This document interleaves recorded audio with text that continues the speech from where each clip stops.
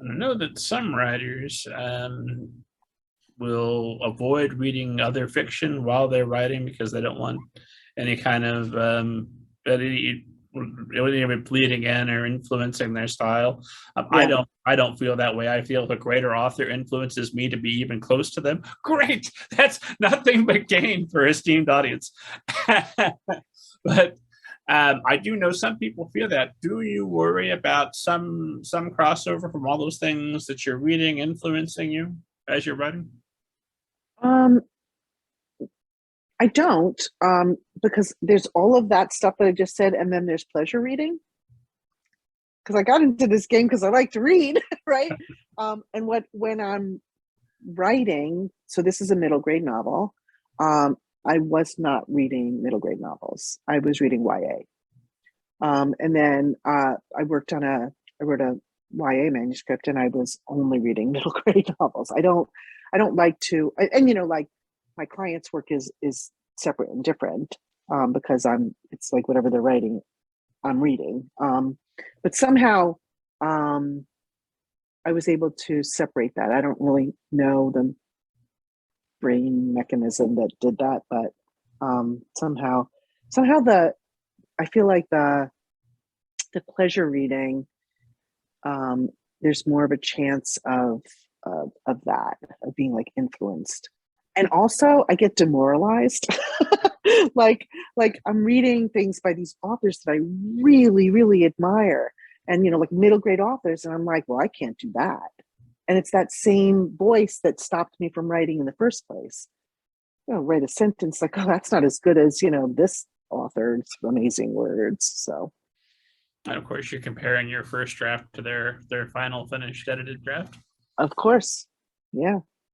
Nice and rational, the writer brain. Uh, Let's play those games. the thing is that we are creative, so we have like wonderful ways of torturing ourselves, right? We just create them out of nothing.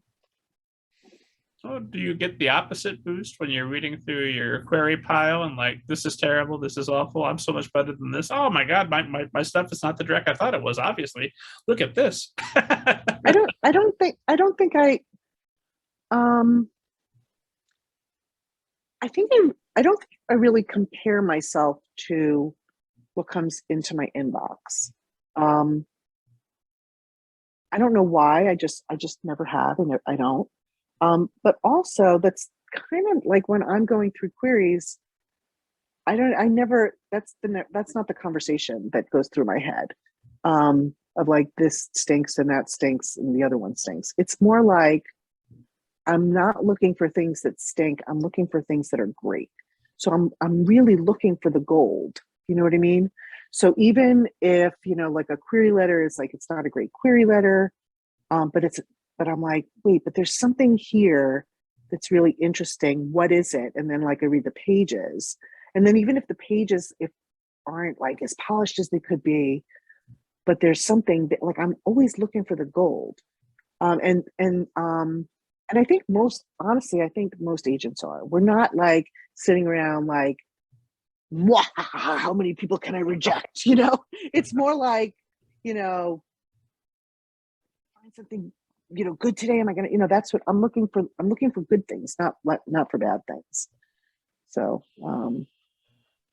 What would you do if you got a query and it was, I don't know, my book is called Fixing Up the World. It's incredibly similar plot. I have gotten queries that were incredibly similar to things that my clients were writing. And if it's too similar, for me, I end up rejecting it because it's like I'm already working on something that's very similar.